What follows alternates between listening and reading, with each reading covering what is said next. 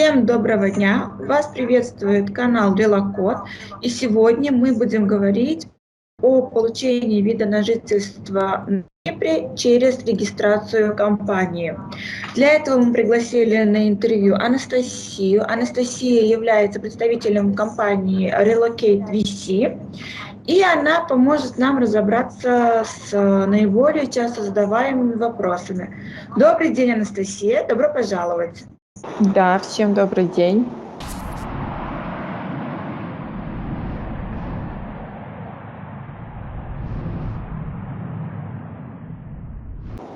Отлично. Расскажите, пожалуйста, нам немножечко о том, как можно получить вид на жительство на Кипре через открытие компании. Давайте, наверное, начнем с базовых вопросов. Вообще, кто может открыть? Должно ли быть какое-то резидентство, да, у человека, который открывает? Как долго длится процесс? Вот такие базовые вопросы, которые интересны нашим подписчикам. Да, супер. Открыть компанию на Кипре может каждый. Каких-то ключевых требований конкретно к открытию компании нет. Поэтому вопрос, я думаю, здесь достаточно простой. Для открытия компании, если мы говорим о документах, понадобится только скан паспорта и также подтверждение адреса проживания. Да. Подтверждением адреса могут выступать коммунальные счета, либо выписка из банка. На крайний случай, если нет ни одного из подходящих там документов, да, тогда это может быть прописка, если она совпадает с адресом проживания.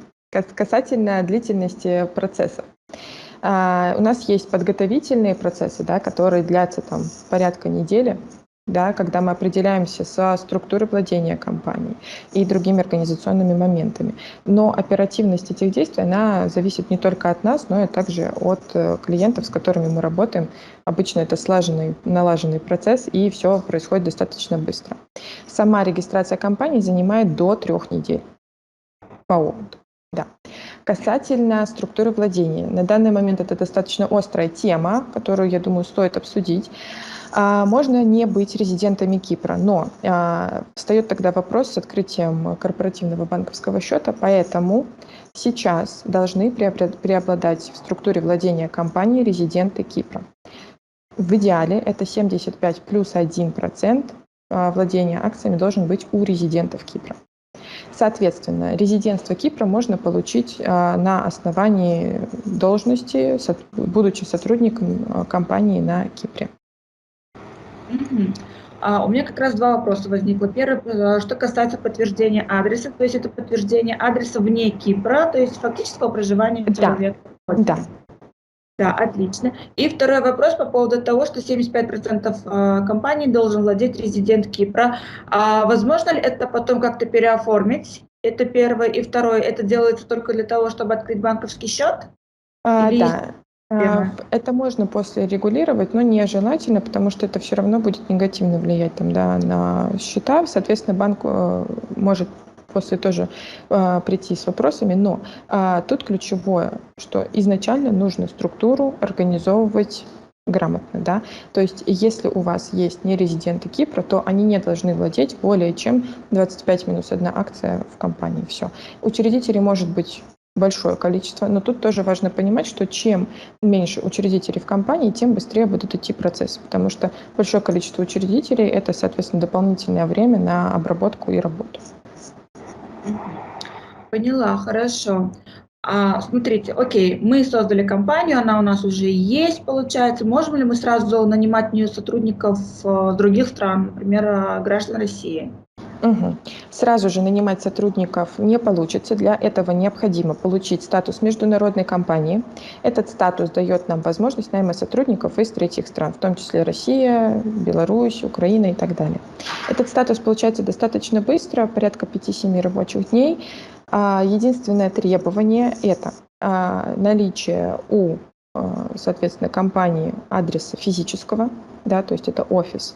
И также директор, например, тоже должен будет находиться на Кипре, потому что ему нужно будет участвовать в процессах, таких как поход в суд для подписания документов и так далее.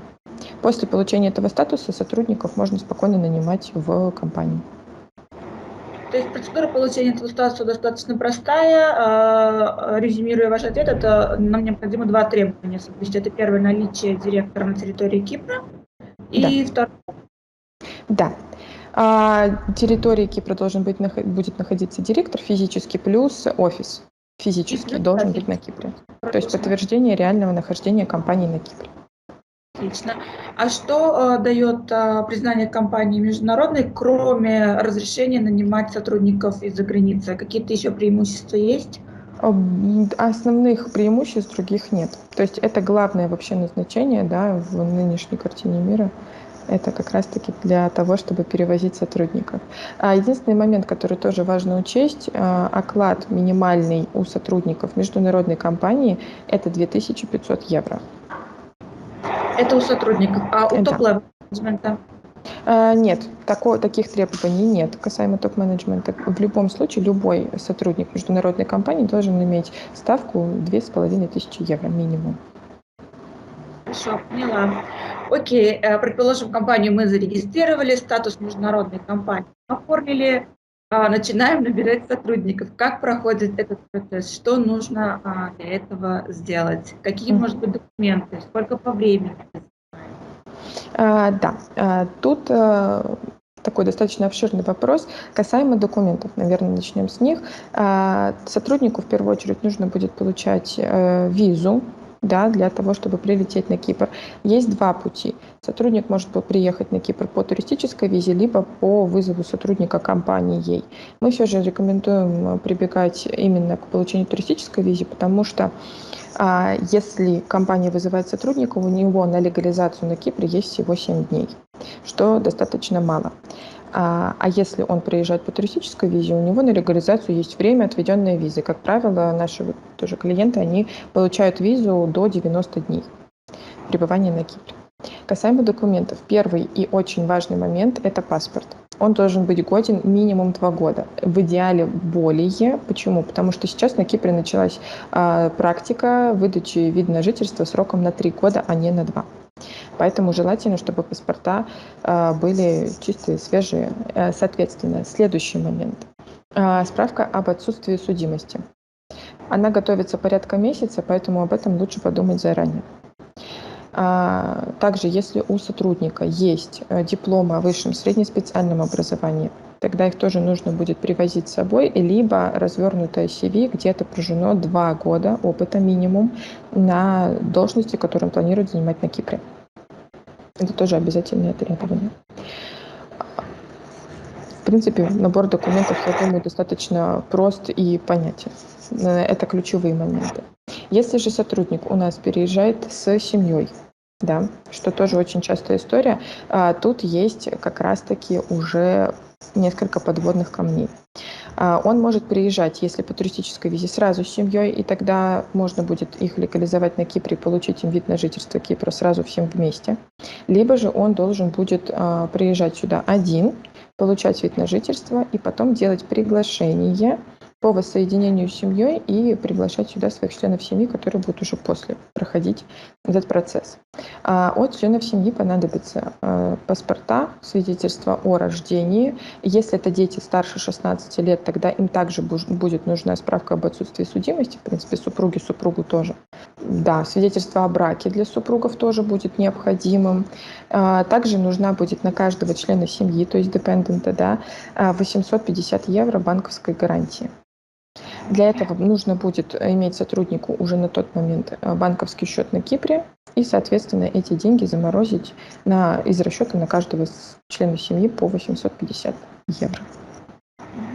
Вот. Поняла. А я где-то читала, что еще для получения вида на жительство требуются медицинские справки, то есть о том, что человек здоров. Да, это верно, но эти справки, они получаются уже по прилету, и в одной из местных больниц официально сертифицируются, сдаются медицинские анализы. Стандартные – это кровь и флюорография. Все. Отлично. Да. А сколько по длительности занимает этот процесс, скажем, с момента прилета и до момента получения вида на жительство через открытие компании? Да, процесс достаточно быстрый, то есть до 2 недель Вполне реально все сделать. Единственные моменты, которые могут тормозить процесс, это первое — жилье, потому что для подачи на вид на жительство необходимо иметь долгосрочную аренду жилья. Долгосрочное — это минимум на год. И жилье должно быть в идеале снято у киприота либо у гражданина Евросоюза. Вот. На Кипре сейчас с жильем посложнее, чем было полгода назад, скажем так. Поэтому этим вопросом тоже лучше озаботиться заранее. Соответственно, как только есть уже договор аренды жилья на руках, то становится попроще и посвободнее. Следующий момент, который может удлинять сроки, это дети, в том плане, что им нужно ходить в кипрскую школу. И дети могут получить вид на жительство Кипра только при наличии справки о зачислении в кипрскую школу.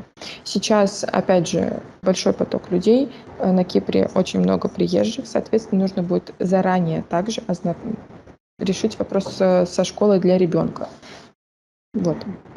Касаемо еще ребенка, важный момент, если родители, допустим, ребенок приезжает с одним из родителей на Кипр, то нужно с собой обязательно иметь нотариально заверенную справку, разрешение от второго родителя на получение ребенком вид на жительство Кипра.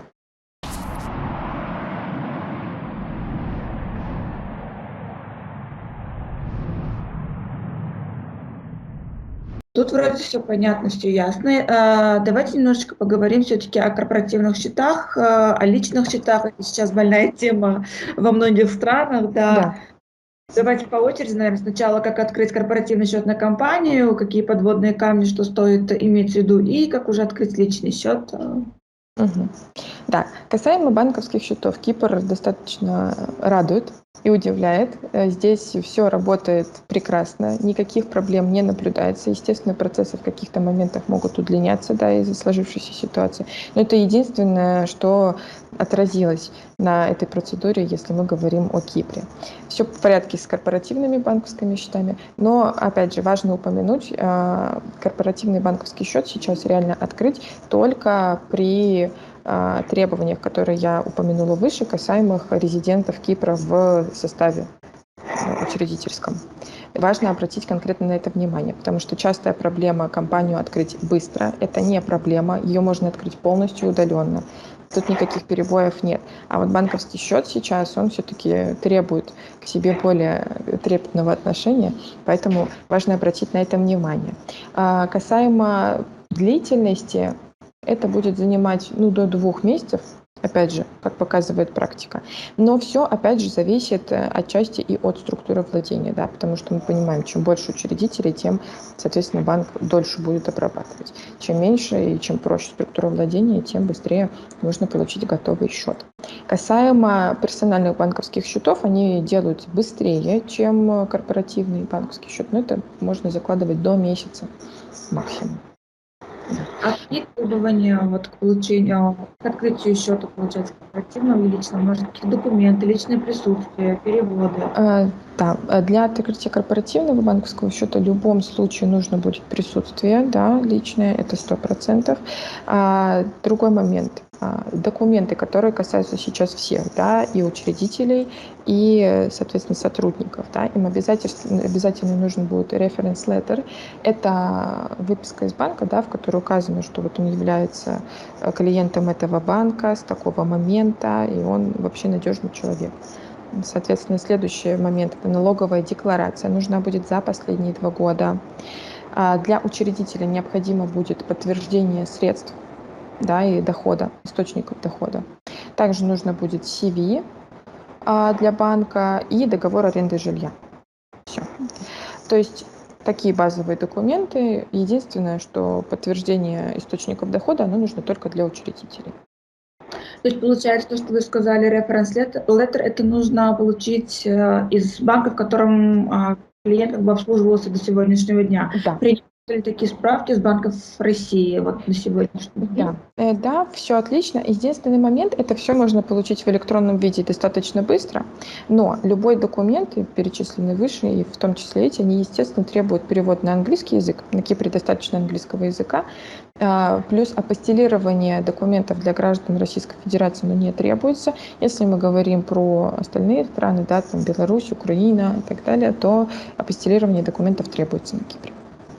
То есть я правильно понимаю, даже справка о несудимости апостилировать не обязательно, потому что она получена в России? Да, да. Любой Достаточно документ, да. его, да, доставить.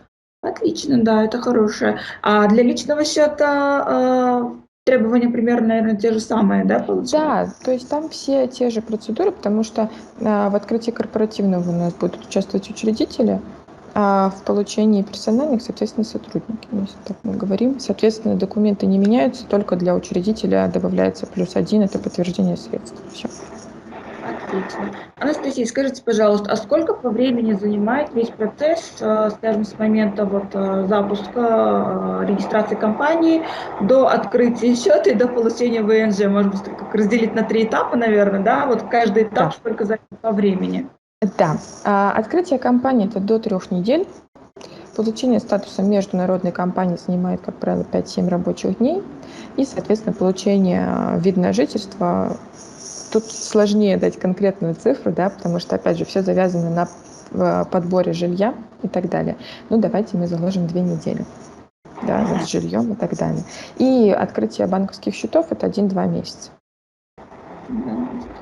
Ну, то есть я правильно понимаю, можно открыть компанию, получить ВНЖ, находиться уже на Кипре и заниматься открытием банковского счета, то есть... Да, да. То есть с момента получения вида на жительство Кипра можно спокойно себя чувствовать, никуда не спешить и радоваться морю, солнцу. Вот, переходя к теме радости моря, солнца и прочего, расскажите, пожалуйста, примерные расходы, как жить на Кипре, какие примерные расходы, возможно, среднемесячные, да, что людям нужно знать, допустим, по поводу аренды жилья, сколько это будет стоить, как найти, да, там арендатора, который сдаст там на долгосрочную аренду, вот такие моменты. А сейчас на Кипре конкретной проблемы с поиском арендатора, который на долгий срок сдает жилье, абсолютно нет. Они, наоборот, все рады, что есть кому сдавать, скажем так. Касаемо стоимости. Лимассол – это самый дорогой город на Кипре, да, Никосия – это самый на данный момент бюджетный. Если мы не говорим про пригороды и так далее, горы не трогаем. Поэтому нужно тоже быть готовым к тому, что если мы хотим жить в Лимассоле, то нужно начинать там с 2000 за двухспальную квартиру ориентировочно, евро. И, соответственно, вот так вот по нарастающей все это будет идти. Если мы говорим про Пафос Ларнаку, то это будет дешевле, там 1200-1500, то есть в таком районе можно найти. А если мы говорим про Никосию, то там поприятнее. Там можно размахнуться. Это если мы берем жилье. Остальные расходы, касаемо супермаркетов и так далее, от города к городу неощутимо меняются. В любом случае в Лимассоле дороже по ощущениям, да, в Никосии будет дешевле. Никосия, единственный минус Никосии на самом деле как города – это отсутствие моря. В остальном она прекрасная, очень красивая, чистая и вообще волшебная. Единственное, вот нет моря. А касаемо жилья мы проговорили. Что еще очень важно на Кипре – это наличие личного автомобиля. К сожалению, здесь абсолютно не развит общественный транспорт. Единственный доступный вариант – это автобусы, но нерегулярно, неудобно. Маршрутов крайне мало, и по городу на автобусе здесь передвигаться просто нереально. Поэтому нужно будет понимать, что какой-то либо альтернативный искать вариант.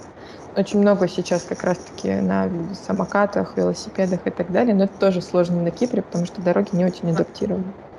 И жарко, очень жарко, поэтому да.